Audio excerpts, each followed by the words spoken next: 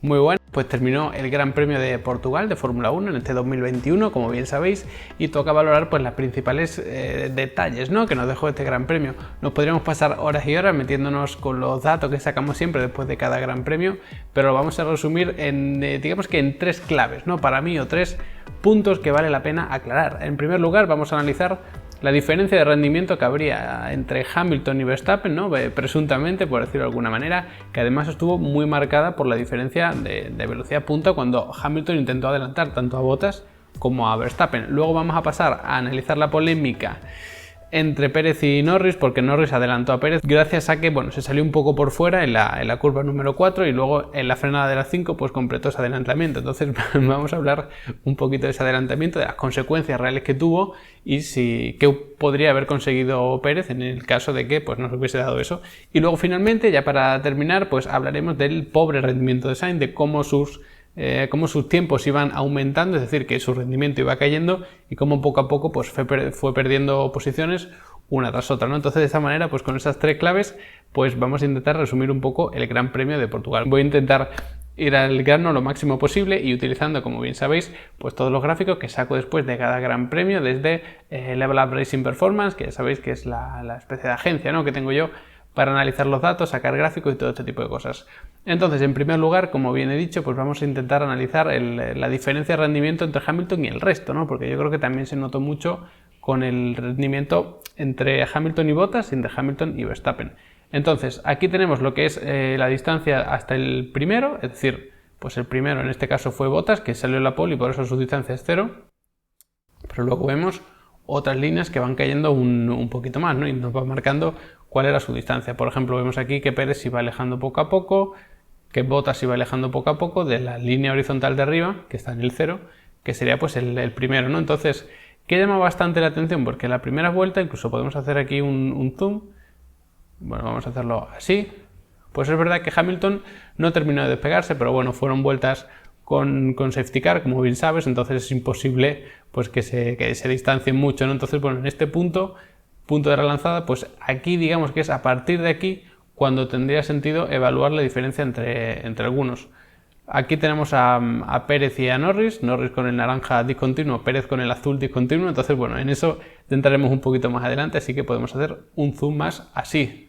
¿Qué se destaca mucho? Pues que en cuanto empezó, pues es verdad que Verstappen estaba por delante de Hamilton, como ves, Verstappen estaba a menos de un segundo de Bottas, el gap es menos de un segundo y Hamilton un poquito más, pero una distancia incluso más pequeña entre Verstappen y Hamilton que entre Verstappen y Bottas. A partir de ahí, pues vimos como poco a poco se iban juntando. Vemos aquí una vuelta clave porque pasa de estar Verstappen a casi 7 décimas y Hamilton a 1,2, es decir, están entre ellos más o menos a unos 5 o 6 décimas a de repente distanciarse. Está Verstappen a 5 décimas y Hamilton a 1,5, es decir, aquí estaba más cerca a Hamilton. Aquí, ¿qué pasa? Que recarga baterías y luego en la siguiente vuelta se pega muchísimo y vemos cómo pasan por línea de meta a menos de medio segundo, perdón.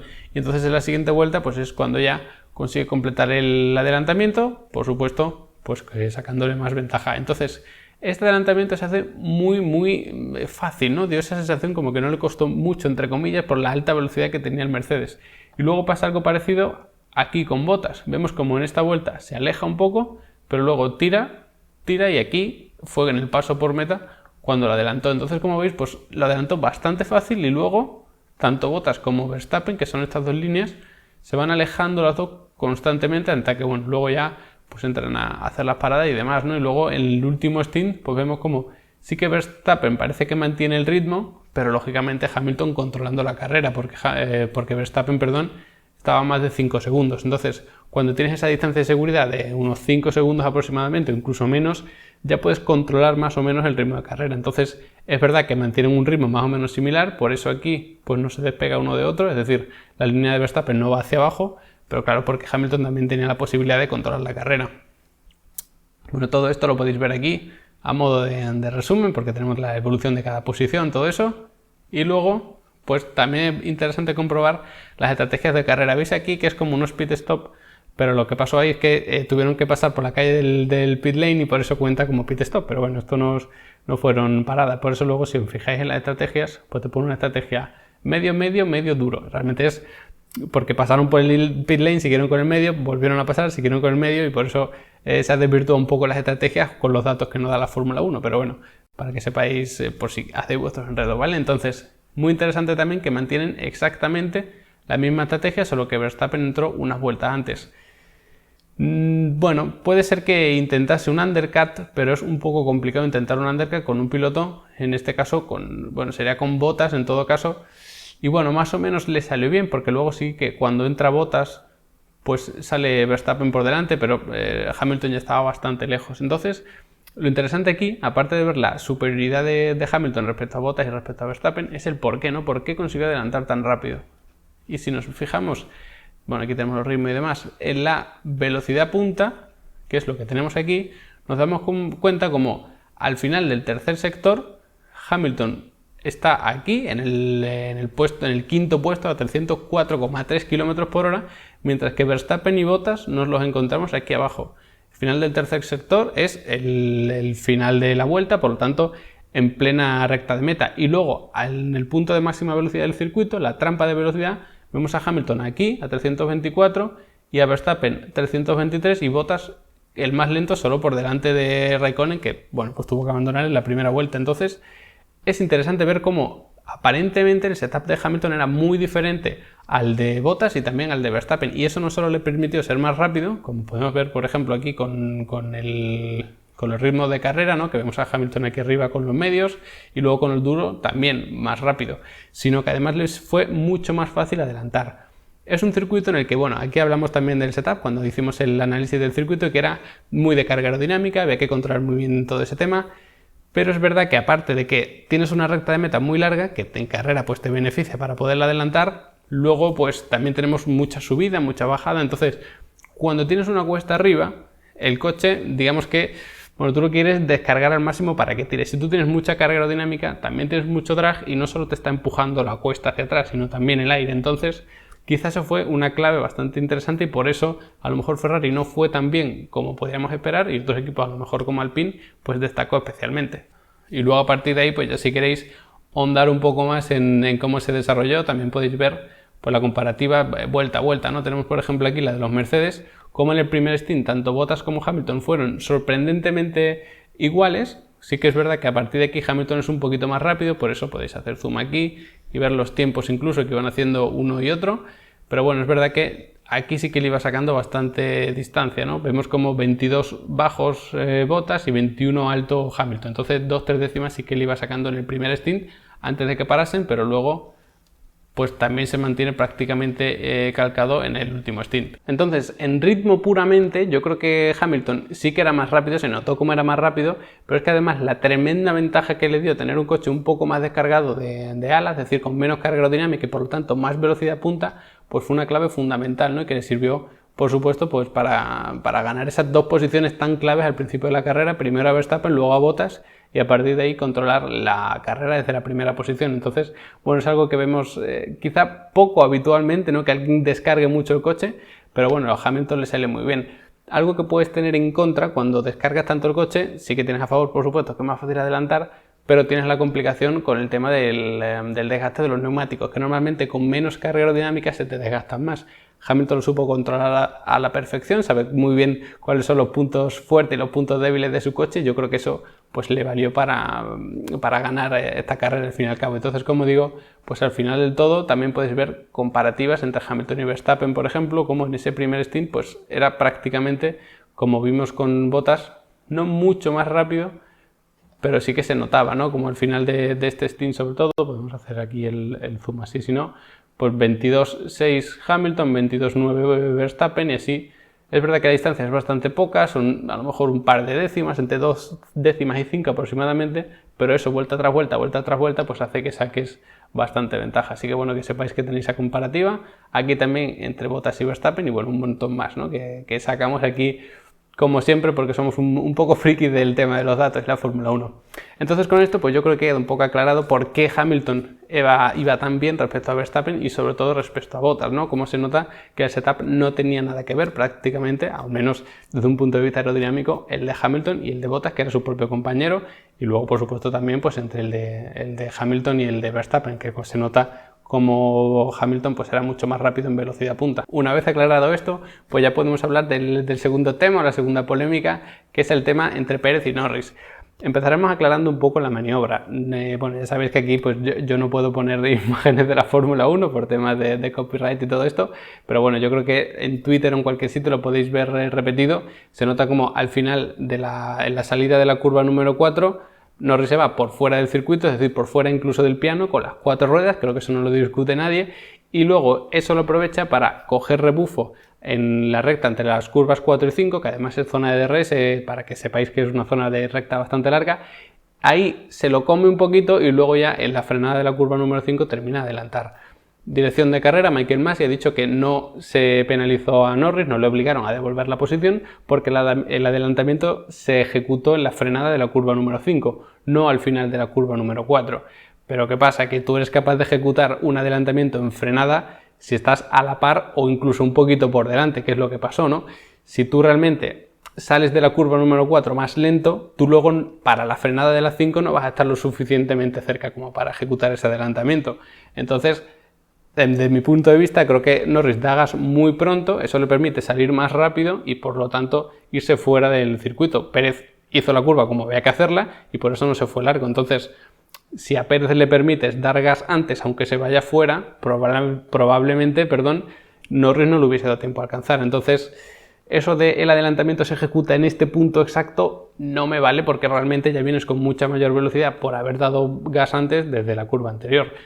Eso te obligó a salirte fuera y aún así pues consiguió esa velocidad y consiguió adelantar. Lógicamente Norris, pues si tú haces ese adelantamiento y no te obligan a devolver posición, pues no se la vas a devolver.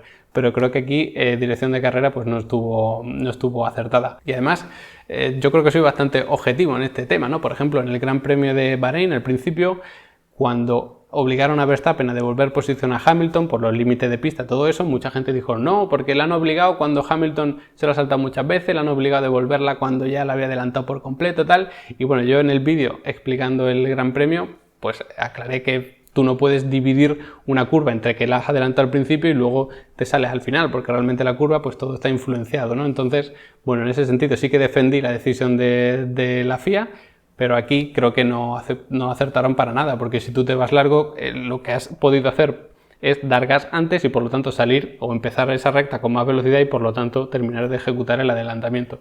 Pero bueno, no fue la opinión que tuvo Michael Masi, así que bueno, eso es con lo que se tuvo que conformar Pérez. ¿Qué es lo que podemos hacer aquí? Pues comprobar qué podría haber sido de Pérez si no le hubiese pasado eso, ¿no? Ese adelantamiento pues se dio aquí, como podemos observar, aquí fue la relanzada del safety car y luego a partir de aquí pues fue cuando Norris le ganó la posición. Entonces todo esto a partir de aquí, como vemos, pues estuvo Pérez durante varias vueltas, desde la vuelta número 6 hasta aquí, la vuelta número 14, es decir, un total de 8 vueltas por detrás hasta que ya consiguió adelantarlo y además, como podéis ver, la diferencia entre Pérez y Norris era abismal, o sea que es que todas estas vueltas en las que se quedó atascado pues le penalizaron bastante. Y si luego nos fijamos, veis aquí el ritmo de Pérez, que es bastante bueno si lo comparamos con el de Verstappen o incluso con el de Bottas. Luego es verdad que lo que pasó fue que aquí entra Verstappen, aquí entra Bottas, aquí entra Hamilton y todas estas vueltas es en la que Pérez sigue aguantando con su neumático medio, ¿no? Que con el que salió.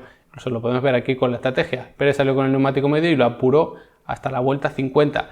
¿Qué pasó? Pues que evidentemente este neumático estaba muy desgastado y luego, en mi opinión, se equivocaron al poner el neumático blando, que aquí pues no funcionó para nada, aunque ahora entraremos a analizar los tiempos. Entonces, realmente, si tú has desgastado el neumático medio tantísimo aquí, en estas vueltas, y luego eres capaz de mantener un ritmo prácticamente similar a Verstappen o a Bottas, probablemente más parecido a Bottas que a Verstappen, yo creo que Pérez tenía un ritmo muy bueno en este Gran Premio. Lo que pasa es que, claro, no tenías nada que perder. Fíjate que estaba aquí a casi 12 segundos del primero, en la vuelta 27, mientras que el resto estaba a 3. Por lo tanto, estás casi a 10 segundos, un poquito menos del siguiente piloto. Sabes que eso, si tú tienes un ritmo similar, pues puedes apretar un poquito y acercarte, pero no vas a conseguir recuperar 10 segundos. Y menos a tu compañero de equipo y a Bottas, ¿no? Entonces, bueno, lo único que podían hacer era esperar un error o incluso esperar aquí un safety car mientras iban aguantando y es la estrategia que hicieron. Pero insisto, podemos verlo incluso en los tiempos, a ver si soy capaz de coger la barra esta. Si nos fijamos aquí en los tiempos de Red Bull, vemos como Verstappen y Pérez, Verstappen es la línea turquesa y Pérez es la gris, bueno, pues sí que podemos intuir un poco que Verstappen era a lo mejor aquí un poco más rápido, pero muy poco, incluso en las últimas vueltas, si hacemos aquí el zoom de siempre, bueno, vamos a hacerlo así hasta el primer stint, vemos como, bueno, aquí Verstappen, sobre todo en estas vueltas, que es cuando Pérez está atrapado, pues sí que es bastante más rápido Verstappen que Pérez, pero una vez que se libera Pérez, que consigue adelantar a Norris, fijaos cómo los tiempos son prácticamente calcados. Aquí es un poco más rápido Pérez, un poco más rápido Verstappen, aquí calcados, aquí un poco más Verstappen en estas 3 vueltas, luego Pérez aquí un poquito más, entonces creo que no queda duda del tremendo ritmo que tenía Pérez. Luego aquí, pues bueno, ya vemos cómo los tiempos de Pérez se disparan, porque ya alargó muchísimo ese stint, ya sus ruedas pues estaban mucho más desgastadas, porque aquí fue cuando Verstappen paró, o sea, Verstappen para aquí, pone el neumático duro y tira.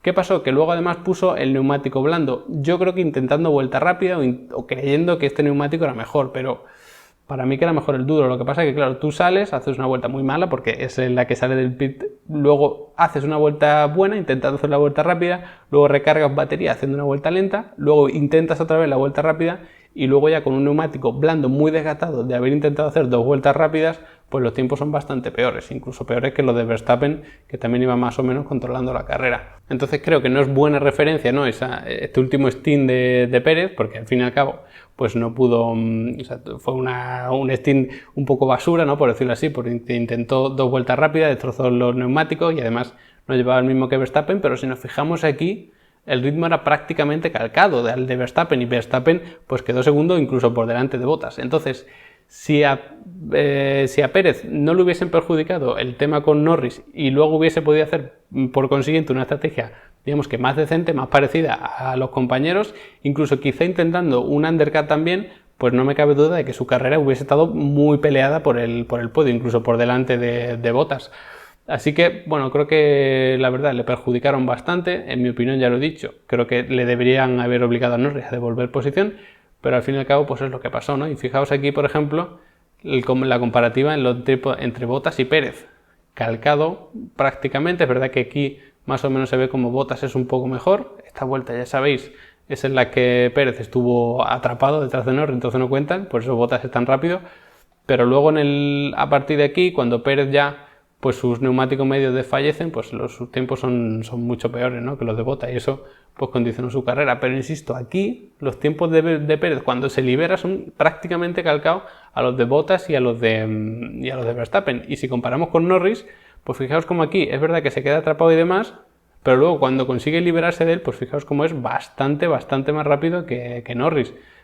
Por ejemplo, aquí hace Norris un 1.22.9, un poquito alto, y Pérez está haciendo 1.22 muy bajo, es decir, le está sacando en torno a un segundo casi Pérez a Norris. ¿Qué pasa? Que no tenía una velocidad punta, digamos que muy destacable, ¿no? Lo podemos ver aquí con el tema de las velocidades puntas.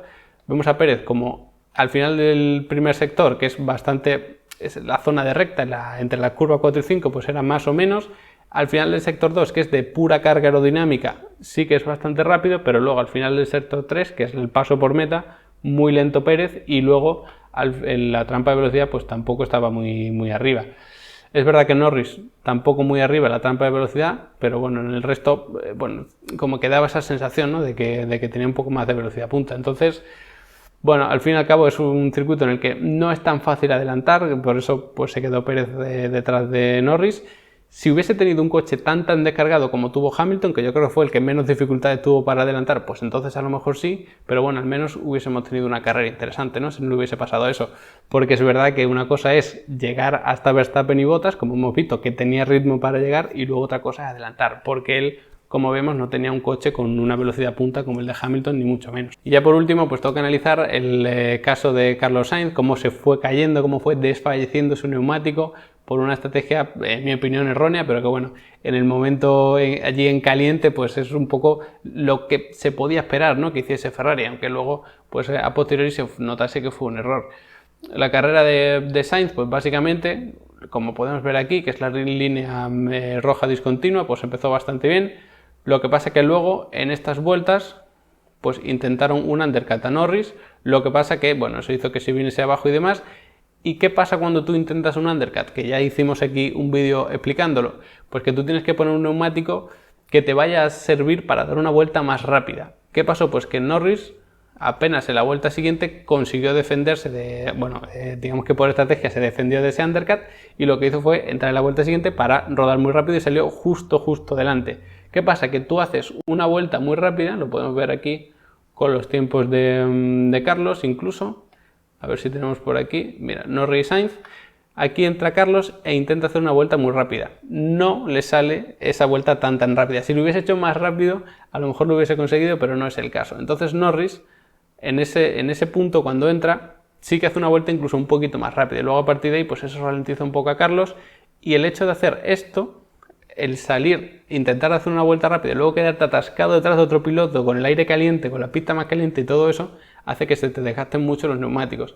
Entonces sí que le mantiene el ritmo, pero luego vemos que comete varios errores y que probablemente pues le condenan un poco, ¿no?, a irse. Aquí tenemos una vuelta mala, aquí una vuelta mala, aquí una vuelta mala, aquí una vuelta mala y además a partir de esta vemos como sus tiempos van en aumento de una forma pues prácticamente irreversible. Es verdad que algunos de estos tiempos especialmente malos, puede ser por tráfico y demás, pero es que su estrategia no dio mucho más de sí. ¿Cuál era la alternativa? Pues en vez de pasar, como vemos aquí, del neumático blando al medio, pasar al neumático duro, porque al fin y al cabo te quedaban muchísimas vueltas. Pero ¿qué pasa? Que entonces si tú pasas del blando al duro, a lo mejor esa vuelta rápida no te sale. Y si Norris entra en la vuelta siguiente y lo hace bien, pues tampoco te va a funcionar el undercut. Entonces, si tu único recurso es hacer un undercut, como parecía que era, porque en ritmo de carrera los McLaren estaban bastante bien, pues entonces tienes que intentar poner el medio. Pero sí que quizás fue muy precipitado o quizás debería haber apurado un poquito más para hacer ese undercut. Y si en vez de parar en la vuelta 20, paras en la 25, pero eso supone que Norris para antes que tú, pues intentas un overcut, intentas alargar un poco ese stint y esperar a que los neumáticos de Norris desfallezcan, ¿no?, lo que se conoce como un overcut. Pero bueno, al fin y al cabo pues fue una carta que quisieron jugar y le salió bastante mal, porque es que además si nos fijamos en los tiempos de los demás equipos, como podemos ver aquí, a nadie le pasa eso en el último stint. Es verdad que nadie hace una estrategia parecida, pero por ejemplo Gasly es más o menos parecida, Norris es parecida porque también lo hace al final, Ocon parecida pero con el neumático duro, y a nadie le pasa eso, ¿no? De hecho, si vemos aquí la comparativa entre Carlos y Norris, en el punto en el que Carlos empieza a subir los tiempos muchísimo, a Norris eso no le pasa. Norris mantiene unos tiempos más o menos estables. Es verdad que no sigue bajando, pero mantiene unos ritmos o unos tiempos más o menos estables y eso condenó a Carlos.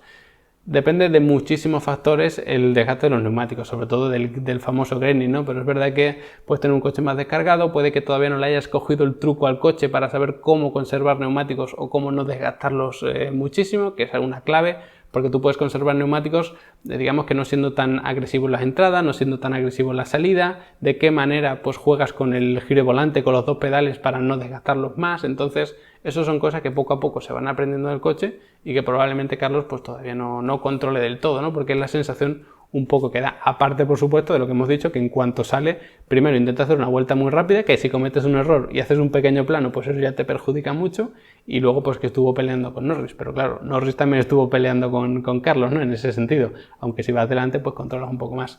Entonces, bueno, me da la sensación, punto número uno, que fue pequeño error de Ferrari, por intentar quizá una estrategia demasiado agresiva, y pequeño error de Carlos que a lo mejor todavía no sabe manejar del todo bien esos neumáticos, ¿no? No sabe a lo mejor cómo mantenerse en unos tiempos estables, como hizo a la perfección el año pasado, por ejemplo, con McLaren. O sea que es algo que él sabe hacer, lo que pasa es que todavía pues digamos que no le ha cogido el truco al coche, ¿no? Y luego, pues como digo, podéis ver todas las comparativas, incluso Sainz con Ocon, pues vemos como Ocon también mantiene más o menos estables sus ritmos y eso le consiguió para adelantarlo. Entonces, pues es algo que no le pasó a nadie.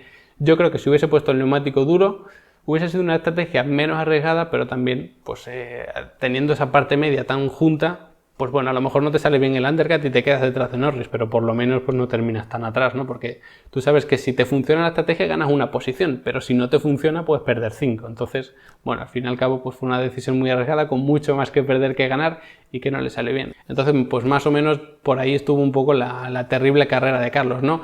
Parte positiva, pues yo creo que el Ferrari va bastante bien en tramos de curva, probablemente no tan bien en tramos de recta, veremos, porque yo creo que el circuito de Barcelona pues le vendrá bastante bien. Sobre todo, pues importante, ¿no?, que hayan dado un salto adelante con su unidad de potencia, que el año pasado estaba tan mal. Y hablando de unidades de potencia, por supuesto, pues recordaros que esta semana en Level Up Academy estamos con el curso de unidades de potencia, ya lo estamos terminando. La siguiente semana habrá más, así que nada, agradeceros a todos los que estáis allí en Level Up Academy aprendiendo conmigo, y a los que no, pues os animo a que os apuntéis si os gusta la Fórmula 1, porque entre el curso de este que estamos terminando de unidades de potencia más otro de fundamentos de la Fórmula 1, pues os vais a convertir ya en unos expertos prácticamente. Y bueno, pues nada, sabéis que cada día sacamos una nueva clase, tenemos descarga, tenemos soporte, tenemos un montón de cosas allí, así que echadle un vistazo y de paso pues apoyáis un poco también al canal, ¿no? Que es la manera que tenemos un poco de sostener todo el tema. Así que nada, pues muchísimas gracias por haber llegado hasta el final y nos vemos en el siguiente vídeo.